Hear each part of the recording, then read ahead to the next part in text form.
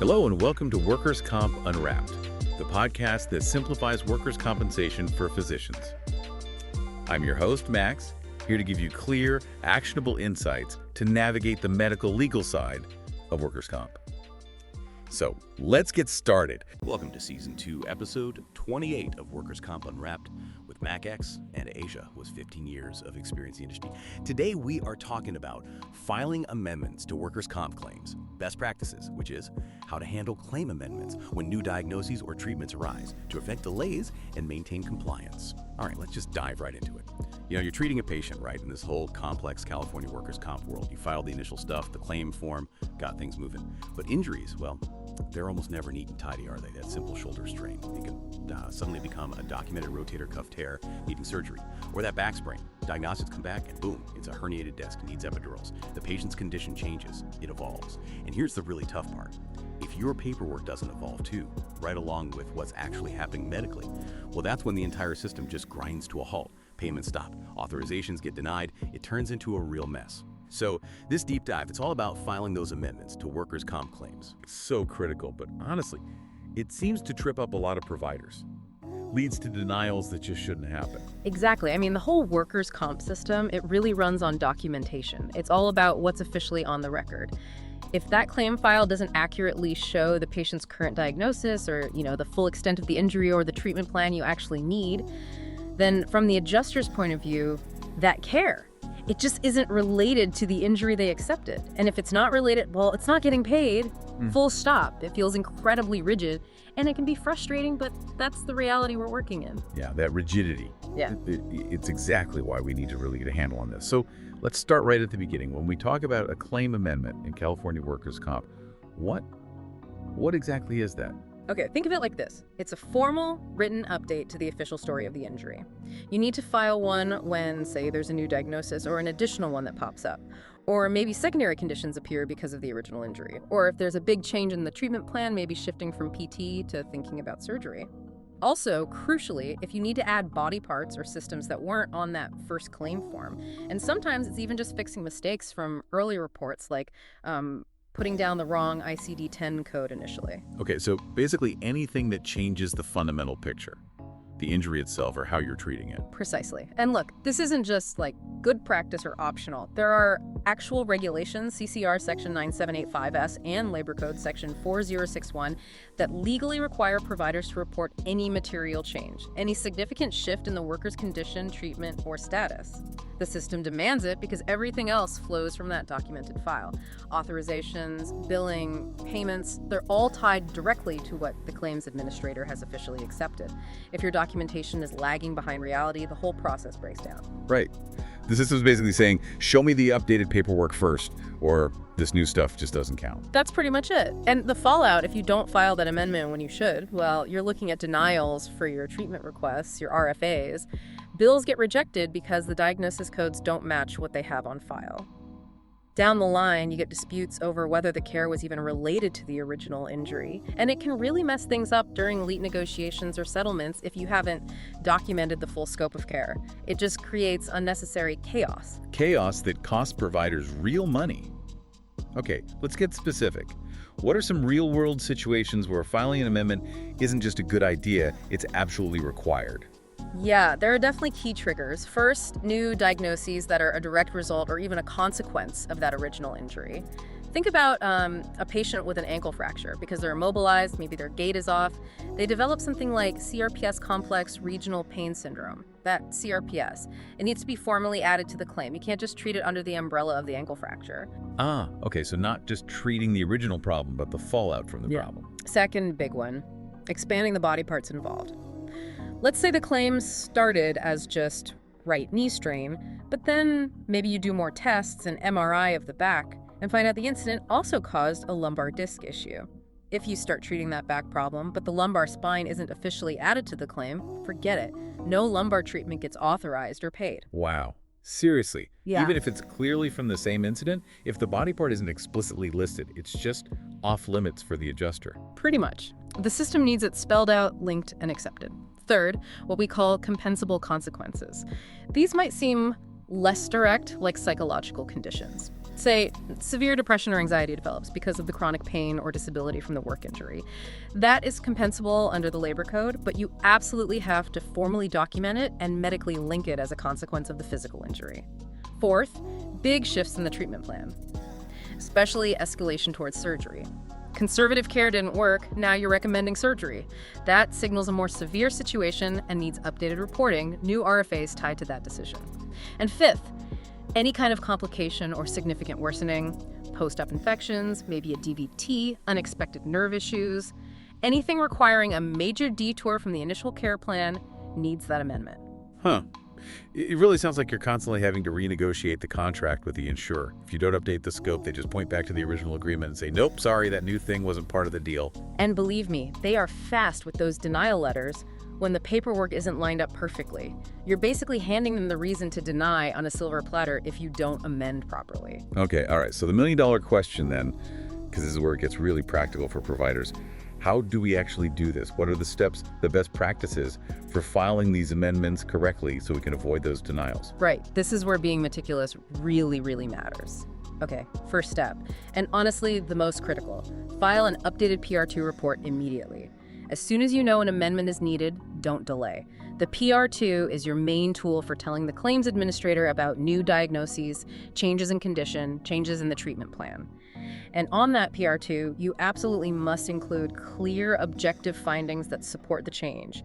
Attach relevant diagnostics imaging reports, test results, and crucially, your medical rationale. Explain why this new thing is connected to the original injury.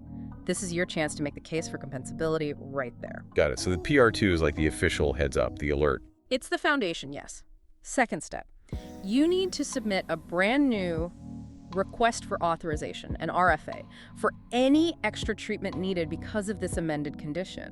It's easy to think, oh, they approved physical therapy before, they'll approve it for this new neck pain. But nope. That new RFA needs to be specific to the new diagnosis, linked to that amended claim picture.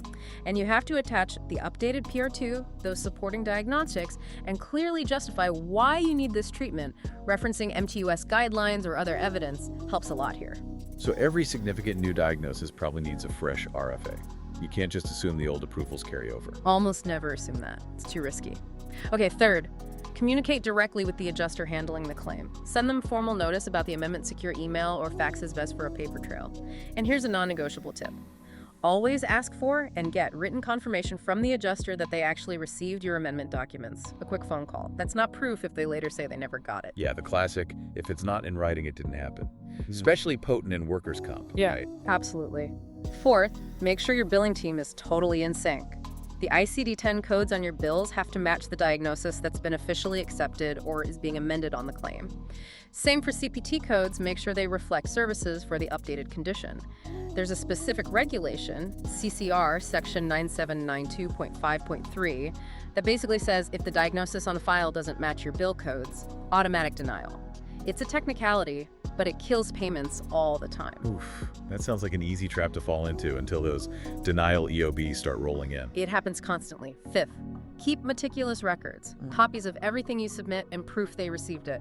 Fax confirmation sheets, certified mail receipts, confirmation numbers from online portals, whatever you use. Because if the insurer comes back and says, we never got your updated PR2, or we never received that RFA for the amended condition and you can't prove you sent it, you've got nothing to stand on. It's your word against theirs, and that's not a good position. Right. Proof of delivery becomes your shield against the we never got it defense. Exactly. And one last thing, sixth. If you're working on a Lien basis, or you expect the care to be significantly more extensive because of this amendment, make sure you update your Lien value, reflect the true scope and cost for the amended claim. You don't want to undersell the value during settlement talks. Okay, so boiling it down. Treating the patient is obviously job one, but keeping that paperwork perfectly in sync, updated, and proving you sent it. That's the non-negotiable job too, if you actually want to get paid for job one. Couldn't have put it better myself. It's really a two-track process. Clinical care and meticulous administrative compliance. Okay, but even knowing all these steps, providers still make mistakes. Yeah. What are those common sort of facepalm errors you see that lead to denials even after someone tried to amend the claim? Oh yeah, there are definitely recurring themes. The biggest one, simply waiting too long, delaying the amendment. You find out about a new condition, you think, I'll get to that paperwork next week, then next week becomes next month. The more time passes between discovering the condition and formally amending the claim, the harder it gets to convincingly link it back to the original injury for the adjuster. It just opens the door for them to dispute work-relatedness. Right. Time is definitely not on your side in this system.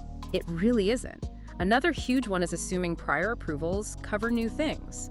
Thinking that, because you got authorization for injections for the initial back sprain, that automatically covers injections for the herniated disc you just found. It usually doesn't.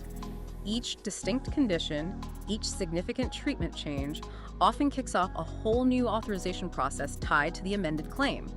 Third, failing to clearly explain the connection. You can't just throw a new diagnosis on the PR2. You have to provide that medical narrative, build the bridge for the adjuster, explain the mechanism, the consequence. Why is this new thing related to the old thing? And fourth, that coding mismatch we talked about. The billing department isn't on the same page as the treating provider about what the current amended diagnosis actually is on the claim file. Simple communication breakdown, big financial consequences. So doing almost everything right, but then stumbling on that last piece, the coding, the follow-through on documentation, It must be so frustrating because you did the medical work. It is incredibly frustrating. And yes, it's money left on the table that you absolutely earned. We did get some questions from providers wrestling with this. Let's tackle a few. First up, I found a new diagnosis months after treatment started. Is it just too late to amend the claim now? No, absolutely not too late. You can still amend, even months down the road, but that principle of filing immediately once you do identify the need, that still applies. The sooner you act after discovery, the better your chances of getting it accepted and authorized smoothly. Waiting just gives the claims administrator more room to question it. Okay, good to know. Next, do I need the patient's consent to file the claim amendment? Nope. No special patient consent is needed for this. As the treating physician in workers' comp, you have a professional and regulatory obligation to report these material changes to the claims administrator. It's just part of the standard reporting requirements within the system. That's one less hurdle then. Okay, can I keep treating the patient for the new condition while I'm waiting for the amendment and the new RFA to get approved? That's a tricky one. It really depends on urgency. If it's genuinely urgent medical care required because of this new condition, yes, you provide that care. But for non-urgent, routine treatment related to that amended condition, generally you really should wait for the authorization approval based on your new RFA. If you provide non-urgent care for a condition or body part that isn't officially accepted yet without specific authorization, you're taking a big risk of not getting paid for those services. Right. It's a tough spot clinically, maybe, but the system demands that pre-approval for non-urgent stuff. Okay, what if the adjuster disputes that the new condition is work-related even after I sent my amendment and all the supporting documents? Okay, if you've sent solid medical evidence linking it and they're still pushing back on work-relatedness, your next move is usually the dispute resolution process. You typically request a QME, a qualified medical evaluator. The QME is an independent doctor who reviews everything and gives an opinion on disputed issues like causation. That QME report often becomes the deciding factor in resolving the work-relatedness argument. So that's the formal path to break that kind of stalemate.